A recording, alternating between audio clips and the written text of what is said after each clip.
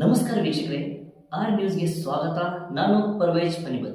ನಮಸ್ಕಾರ, ನಾನು ನಿಮ್ಮ ಲಕ್ಷ್ಮೀ ಹೆಬ್ಬಾಳ್ಕರ್ ಮಾತಾಡ್ತೀನಿ.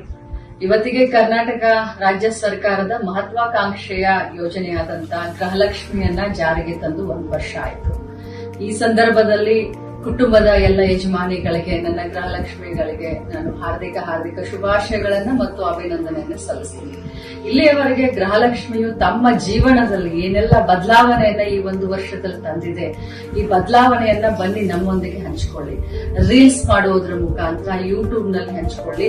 ಯಾರು ಜಾಸ್ತಿ ರೀಲ್ಸ್ ಓಡುತ್ತೆ, ವ್ಯೂಸ್ ಸಿಕ್ಕುತ್ತೋ ಅಂತ ಕುಟುಂಬಕ್ಕೆ, ಅಂತ ಯಜಮಾನಿಗೆ, ಅಂತ ಗೃಹಲಕ್ಷ್ಮಿಗೆ ನಿಮ್ಮ ಲಕ್ಷ್ಮೀ ಹೆಬ್ಬಾಳ್ಕರ್ ಕಡೆಯಿಂದ ಒಂದು ಬಹುಮಾನ 1 ತಿಂಗಳು ಅಂದ್ರೆ ಸೆಪ್ಟೆಂಬರ್ 30ನೇ ತಾರೀಕಿನವರೆಗೂ ನಿಮ್ಮ ರೀಲ್ಸ್ ಗಳನ್ನ ಯೂಟ್ಯೂಬ್ ಗಳಲ್ಲಿ, ಫೇಸ್ಬುಕ್ ನಲ್ಲಿ ಅಥವಾ ಇನ್ಸ್ಟಾಗ್ರಾಮ್ ನಲ್ಲಿ ಹಂಚಿಕೊಳ್ಳಿ.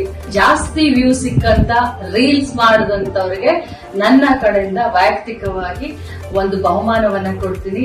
ಹರಿಯಪ್ ಮೊದಲ 50 ಜನರ ದಾರಿಯನ್ನ ನಾನು ಕಾಯ್ತಾ ಇರ್ತೀನಿ. ಖಂಡಿತವಾಗ್ಲೂ ತಾವೆಲ್ಲರೂ ಈ ಒಂದು ರೀಲ್ಸ್ ಮಾಡೋದ್ರ ಮುಖಾಂತರ ಈ ಒಂದು ಗೃಹಲಕ್ಷ್ಮಿ ಯೋಜನೆಯಿಂದ ತಮ್ಮ ಜೀವನದಲ್ಲಿ ಆದಂತ ಬದಲಾವಣೆಯನ್ನ ನಮ್ಮೆಲ್ಲ ಕರ್ನಾಟಕ ರಾಜ್ಯದ ಜನರ ಜೊತೆ ಹಂಚಿಕೊಳ್ಳಿ. ತಮ್ಮೆಲ್ಲರಿಗೂ ಶುಭಾಶಯಗಳು.